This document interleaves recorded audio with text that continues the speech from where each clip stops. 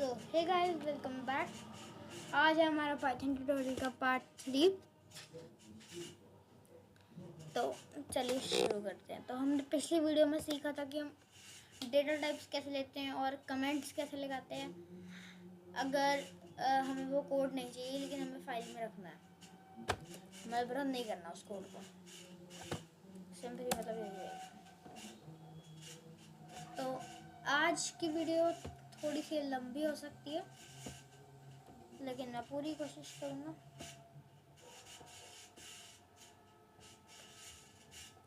चलिए sir, let's go ahead.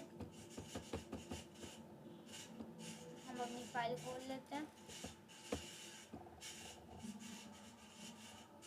Sorry, आ चुकी है हमारी फाइल। ये हमने लास्ट में कमेंट किया था।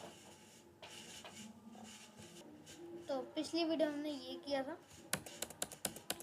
मैं इस सबको हटा देता हूँ। तो आज हम फाइनली करेंगे कि हमें जैसे टाइप कैसे पता करना है। जैसे मान लो मैं प्रिंट करूँ, है ना, 5.6 को। तो अगर मेरे को इसका टाइप नहीं पता है तो मेरे को कुछ नहीं करना है, बस यहाँ लिखना है टाइप और एक और ब्रैकेट खोल देनी है और एंड में एक और ब्रैकेट क्लोज कर देनी है। इससे हमारा पर जगह जैसे अभी ये फ्लोट है तो फ्लोट आएगा, क्लास फ्लोट। तो यहाँ पे वो आएगा क्लास फ्लोट। अब मान लो अगर हम 5.6 पॉइंट कुछ कर ले तो या तो एरर आएगा, मीन्स या तो आएगा कि सिंटैक्स एरर। मैंने वही सोचा था। तो हमें इसको ऐसे ही करना पड़ेगा क्योंकि हम डबल पॉइंट्स नहीं कर सकते। हमने पिछली बार भी देखा था क्लास चर। और हम अगर इन दो के बीच में अगर हम कुछ भी डालेंगे, जैसे 5.5 भी डालेंगे तब भी वो क्लास स्ट्रिंग ही आएगा। क्यों? क्योंकि ये दो होते हैं, ये सिंबल माने जाते हैं उसके। अब जैसे 5G कर दिया, H कर दिया तो आएगा कॉम्प्लेक्स। नहीं, एक सेकेंड, लेट मी चेक। तो ठीक है, यहाँ H हम नहीं लिख सकते हैं। और हाँ, अब नेक्स्ट आता है हमारा इफ एल्स। हमने पिछली वीडियो में यूज़र इनपुट लेना सीखा था। चलो फिर मैं बनाता हूँ। जैसे एक यूज़र इनपुट लेते हैं हम नंबर का, क्योंकि मेरे एक मैथमेटिकल क्वेश्चन पूछते हैं। जरूरी नहीं कि मेरी तरह ये सिंगल ही डालने हैं, आप डबल भी डाल सकते हैं। ये बात मेंशन करनी क्योंकि जो भी मेरे से अभी ऑफलाइन सीखते थे उन्होंने यही पूछा। जैसे मेरा एक दोस्त वहाँ से सीखता था। तो अब क्वेश्चन जैसे मान लेते हैं व्हाट इज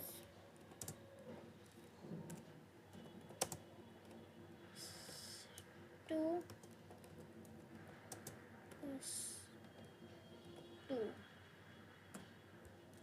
मान लो। तो सबसे पहले एक चीज़ आती है, मैं आपको एक से इसकी मैंने PDF बना रखी, वर्ड मतलब मैंने वर्ड फाइल बना रखी, मैं अभी आपको दिखाता हूँ। तो जैसे कि आप देख सकते हैं ये 4 चीज़ें होती हैं जो हमको लिखनी होती है। एक सेकेंड, जैसे मैं यहाँ पे स्पेसिंग डाल देता हूँ ताकि आपको समझा दे। तो जैसे इसका मतलब होता है कि छोटा या इक्वल है। और मैं एक और चीज़ क्लियर नोट कर रहा हूँ, जैसे अगर ये है तो ये ऑटोमेटिकली स्मॉलर बन जाता है, जो कि मतलब नॉर्मल है। ये ऐसे बिगर वाले में भी है। इक्वल टू मतलब 2 इक्वल टू। इज नॉट मतलब हम कीबोर्ड पे वो ये वाला साइन तो डाल नहीं सकते हैं। मैं एक सेकेंड, मतलब जो नॉर्मल इज इक्वल टू होता है ये वाला, नॉट इक्वल टू होता है जो, अब जिसमें यहाँ पे लाइन बनी होती है ऊपर, वो दिखा नहीं सकता, वो डाल नहीं सकते हम कीबोर्ड पे हमारे, क्योंकि होता नहीं है। इसलिए हम 2 इक्वल टू डालते हैं, मतलब इसमें दो इक्वल टू डालते हैं, पाइथन का है। और यहाँ पे हम डालते हैं इज नॉट इक्वल टू का, तो वो नहीं है तो एक्सक्लेमेशन मार्क। एक सेकेंड, मैं ना इस फॉन्ट को हल्का सा बड़ा कर देता हूँ।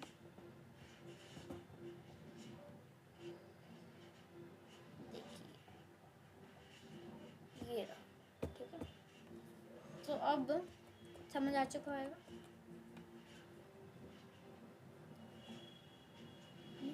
जब इन्हीं इसकी अब मैं स्क्रीनशॉट तो मैं कमेंट्स में डिस्क्रिप्शन में शेयर नहीं कर सकता हूँ, इसका स्क्रीनशॉट देखना पड़ेगा कैसे लेना है।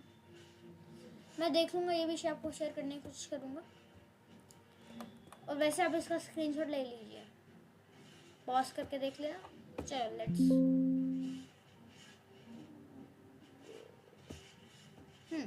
जैसे हमारे तो अब होता है हमें जैसे इफ एल्स, तो इसका मतलब है कि इफ एल्स लगाना है। हाँ, तो हम बोलते हैं कि अगर ये चीज़ सही होती है तो आगे ये फॉलोइंग होएगा, वरना कुछ और होएगा। ऐसे ही करते हैं ना, तो हम ऐसे इफ एल्स लगाते हैं। तो मान लो इफ QUE1 QUE है ना, हम इज इक्वल टू ऐसे भी डाल सकते हैं क्योंकि इज इक्वल टू साइन ये, और स्पेस डाल के भी डाल सकते हैं। मान लो ये इज इक्वल टू है 4, हम नंबर्स को एज इट इज लिख सकते हैं, प्रिंट में भी हम एज इट इज ही लिख सकते हैं। मतलब जैसे मैं लिखता हूँ ऐसे लिखता हूँ, हाँ 4, तो ये प्रिंट कर देगा 4। तो अब यहाँ पे अब मैं ऐसे लिखता हूँ जनरली क्योंकि इसमें टाइम कम लगता है। अगर ये 4 है तो हमें बस उसके लिए कॉलम लगाना है, और यहाँ पे क्या होना चाहिए, तो प्रिंट हम लिख देते हैं अभी, तो प्रिंट करेक्ट आंसर, ठीक है। एल्स होता है कीवर्ड, एल्स का हम लिख देते हैं प्रिंट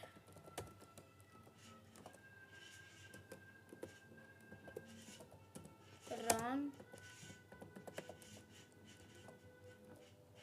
आंसर, ये हो गया।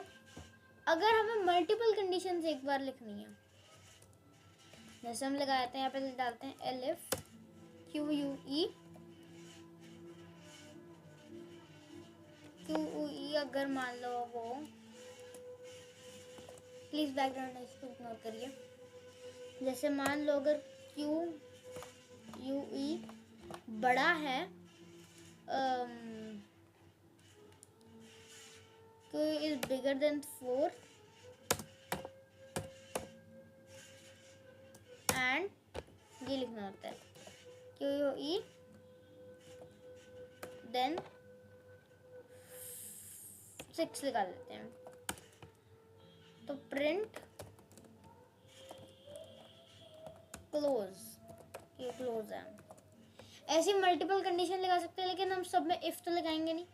लगा सकते हैं, कोई मना ही नहीं है उसमें, लेकिन फिर जब हम कहीं बताते हैं कि अगर उसका आंसर मतलब अगर मान लो हम डिस्काउंट वाला बना रहे हैं, अगर उसकी कॉस्ट इससे ऊपर हुई तो इतना, तो वो मतलब एलिफ का मतलब होता है कि इफ कंडीशन वो ले रहा है, अगर ये कंडीशन नहीं ट्रू हुई तो, वरना ये सारी कंडीशन चेक करता है।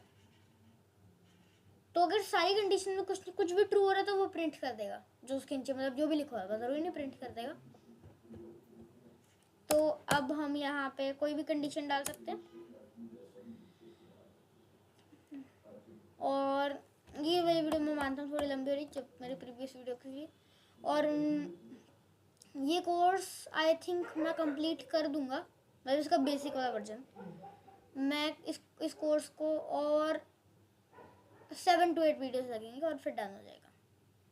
मतलब इसके आगे इवेंचुअली वीडियोस लंबी ही होंगी, तभी मैं जल्दी कर पाऊँगा। अब ये इफ एल्स हो गया, वेट अ मिनट।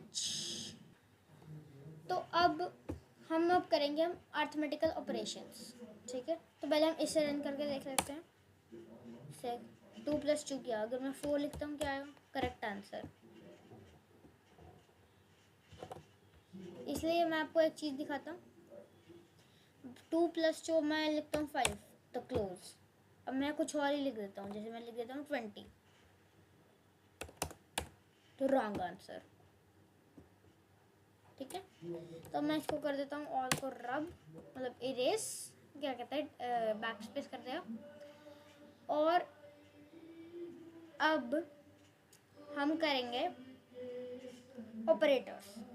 जैसे मान लो मैं लगाता हूँ प्रिंट 10 इंटू 5 4, चलो लगा लो। तो ये ऐसे भी ले सकता है, जैसे 40 आ गया, 40 आंसर आना था। तो मतलब मान लो अगर मैंने यहाँ पे ऊपर लिख रखा है s इज इक्वल टू 45, और अगर मैंने 10 इंटू एस कर दिया, मतलब ये होता है एक वेरिएबल। हमने क्या किया था वेरिएबल प्रिंटिंग में कि प्रिंट s, मान लो अगर हमारा एस वेरिएबल है तो उसमें हम डायरेक्ट एस तो नहीं लिखते ना, डायरेक्ट मतलब ऐसे बन जाता है, तो उसमें होता है डायरेक्ट। लेकिन ये क्या है, अगर हम प्रिंट एस कर रहे हैं तो वो खाली एस की जो अगर ऊपर वैल्यू दी होगी तो ये प्रिंट करेगा, अगर ऊपर वैल्यू नहीं दी होगी तो वो सीधा नेम एरर दे देगा। नेम एरर मैं आपको देख के दिखा देता हूँ। जैसे मान लो ये हो गया ई, तो हमने यहाँ मैं लिखता हूँ पाइथन, तो हमने पाइथन की वैल्यू कहीं नहीं दी। Let's try it. आया name Python is not defined, मतलब ये हमने कहीं वैल्यू नहीं दी है इसकी, या कुछ भी नहीं दी है।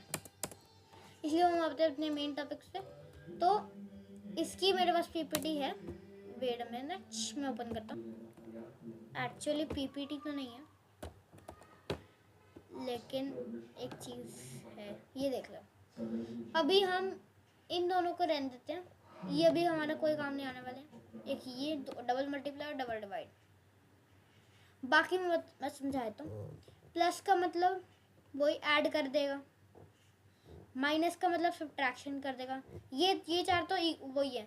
डाउट आता है इसमें, ये कोई उसकी परसेंटेज नहीं निकाल रहा, परसेंटेज निकाले कभी कैसे।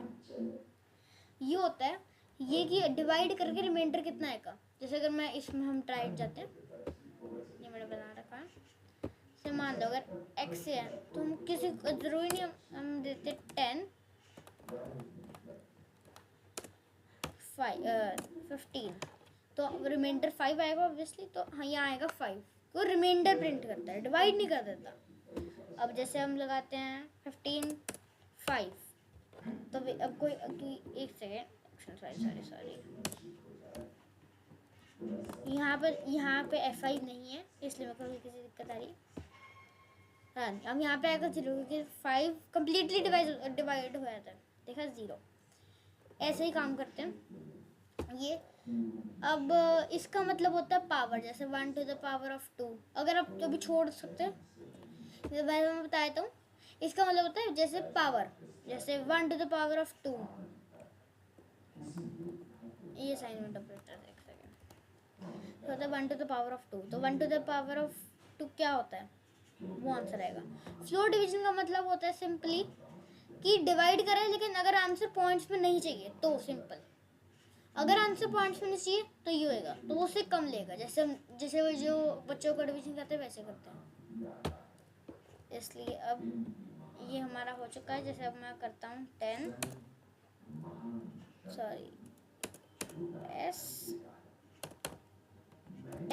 अब देखना आंसर क्या प्रिंट होगा, वो पॉइंट्स में आंसर आएगा। एक सेकंड, अब एक ना, अभी तो कुछ आएगा ना, वेट अ मिनट।